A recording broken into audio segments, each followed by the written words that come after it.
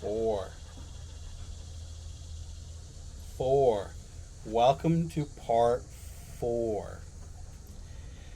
Whew, it is a hot one today. Very, very hot. I might have to take off my little hat now. Hopefully, hopefully I don't look like a crazy person. All right, so if you've watched the first three parts of this video, um, we're on part four. And for those that who know me or do not know me, my name is Tiger. This is the Tiger on Fire channel, and I talk about retirement. I am 52 years old. My wife is a little bit younger than me, about 5 years younger than me, and she is working, and we are working to get her to retire. Uh, she wants to part one. She wants to test run to make sure that we're going to be just more than okay retired. She's looking at doing some career goals to meet that, but if that doesn't work, she retires early, and we can just take off and do what we're going to do. But until that time comes, I'm doing this. Uh, so we talked about some questions, and we talked about budgeting. We talked about benefits and work and personal benefits. Basically, digging through and figuring out what you can take advantage of. This one here is going to be research, uh, and most of your book is just going to be the research part, and this is you're going to do this anytime you're looking at or watching videos. I listen to podcasts, I read blogs, I watch other YouTubers. Uh, Articles and stuff like that. I dig into like some calculators, some tools, and I dig up some information and stuff that's relevant. I will write down in this section. This section is research. It's just me digging and trying to find all the answers, questions or things I need to be aware of as far as when do I need to. What do I need to do at certain points for Medicaid, Medicare, medical coverage, dental coverage, when we are both retired. Uh, Rule of 71, 8% rule, 4% rule, uh, just details of everything. Some checklist I'll throw in there too. Hey, I need to do this at this age, and this whatever point in my life. Um, a lot of it is I went through blog articles. Like I started off with Mr. Money Mustache, and I just started. Leave it. They're looking for, chasing a lizard on the ground. I started with the oldest article, and I read every article Mr. Money Mustache had, and I highly advise checking that out. If you really want to retire, he's really frugal. I'm not that frugal. I'm not that crazy. Uh, but I went through everything, and I wrote stuff that I felt that was important to know that I wanted to retain. Again, I'm writing this stuff down to retain it better in my head. Uh, you know, everything. I listen to podcasts, Two Sides of Five, Fire Movement, investing, different investing podcasts. I'm in some discords, YouTube channels. Just a little bit of everything and anything, and I try to figure out what applies to me, what doesn't apply to me.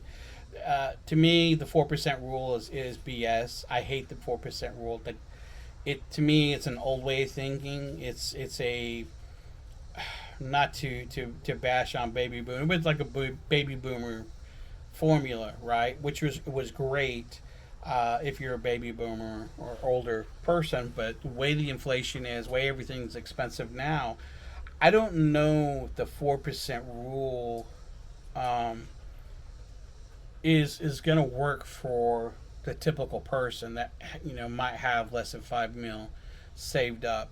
If I had 100 mil, yeah, the 4% rule would be great, but I don't like the idea of it is withdrawing. I'm taking contributions out, withdrawing money every year, but no more than that 4%, until it's down. By the time I'm dead, there should be nothing left in my account. I think that's dumb. If you have children, you want to be able to leave your children with something. So I don't necessarily agree with that. I think of it as kind of a selfish way of thinking in my mindset. I'm trying to build wealth as I'm trying to survive as well. And if I have to draw down, I draw down. That's fine. But the end goal is my kid. Uh, if something happens to us, I need and want to make sure that he has a better leg up uh, going forth than I had. I had nothing. I had to build everything myself. My wife had to build everything up from nothing. Um, why force your kid into doing that, right? So trying to figure that out. I have my discussions with my kid. I have weekly discussions with my wife on our investments, our budget.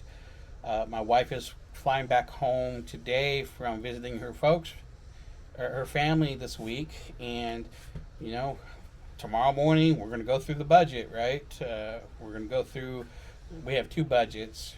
It's just the way that it's working for us right now because one budget's coming from our investments, the other budget we're using is from her paycheck. Two different buckets of sources of income, and they're doing two different purposes. So yeah, we're going to go through all those. We're going to talk about retirement. We're going to talk about some other options. Um,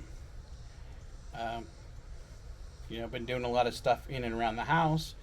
We'll talk about that. Maybe we'll talk about paring down some more stuff, getting rid of some more stuff. Maybe work on her retirement plan. So, the research part is just trying to get as much information as you can, and it's going to be an ongoing thing. I think mine was probably like couple years worth of just gathering information, reading blogs, and listening to everything I could. And I still do it from time to time, and I'm like, oh, that's really good. Let me open up my book here and write that down. Uh, Very, very simple. There's not a whole lot to it, but write everything down that you can. It could be quotes. It could be whatever it is that you want. There's no set format. There's no easy button. There's no template for any of this stuff. I'm just talking about the road, the roadblocks, or not the roadblocks, but the building to get you there, to kind of help you get your mindset into that space. Uh, I know I've mapped out. Hey, when I get to a certain point, I can withdraw. We're surviving on my wife's paycheck. We're surviving on my taxable account. When I turn 55, I can pull from my 401k, right? When my wife turns 57, we can pull from her pension. I can pull from my pension when I'm 57, before hers. And then she'll be able to pull from her pension, and then I'll be able to pull from my IRAs.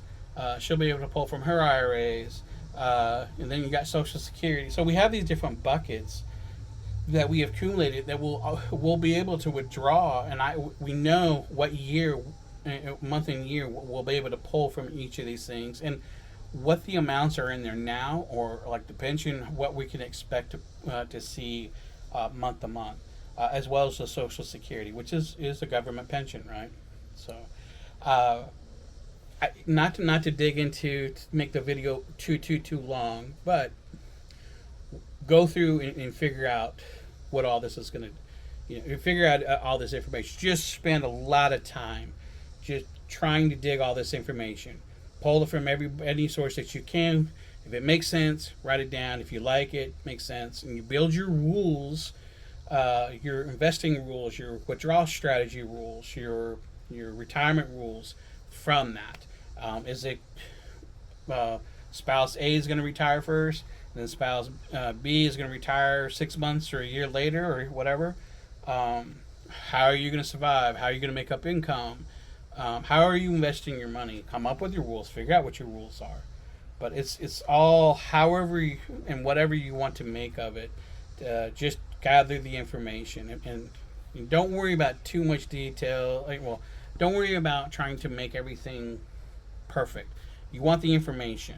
You're going to reflect on this information. You're going to go back from time to time and review your plan every so often, because before you retire, you're probably going to spend quite a bit of time in your book, like I did. I was looking at it every day for quite a while, and figuring things out, adding things and tweaking things. Okay. In my research, I figured out different funds to invest my money in, what their dividends would be like. Is it a return of capital, or is it classified as income? How risky is each investment that I'm doing? Uh, and I can talk about my investments later, but real quick, I do stocks, I do some income funds, and I do some leveraging. I'm dabbling in leverage funds right now, because if I'm learning, let's just say you have Tesla, you have Tesla stocks, you have Microsoft stocks, say Nvidia stocks, right? Well, why not put my money in a leverage that's a little bit cheaper, and it's going to go up or down twice as fast based on the underlying. So if Tesla goes up, my leverage account is going to go 2 or 3 times up as fast, but when it goes down, it's going to go down just as fast. Uh, so know what it is that you like. So those that are in growth might want to check out some leverage funds. I think you could do a lot better with some leverage funds. Maybe start a small position in there and see what I'm talking about. But I'm starting to put quite a bit of money in my IRAs that I won't be able to touch until I'm 60. I say 59 and a half, but it's 60. I might as well just say 60. My wife says, well, and I'm just putting as much as I can in leverage because I want it to grow it, and this is going to be the quickest way to grow it. So, but you gotta invest in things that you believe in. Just don't put it in any old thing. Indexes are fine, but they don't. I mean, they pay dividends, but they don't split. So whatever shares you got is what you got, other than what you buy back in with your dividends. Leverage will split and grow, and that's what makes it grow even more. But anyways, that kind of the tangent on some investment stuff, which is part of your research. But again, go through and just try to gather as much information from all different sources that you can, whether it's audiobooks, blogs, podcasts, YouTube. You suck it in, and then build all this research that applies to you, that you like, that you think, well, again, it applies to you, or may apply to you. Mortgage calculators, loans, if you do investment calculators and stuff like that, write the results down and give you an idea that you can come back and retain it and see it and visualize it, and that will help you formulate your plan. So that's all I'm going to leave you with now. The next part, we'll just kind of talk about the plan. All right? So y'all have a good one. I will see you on the next.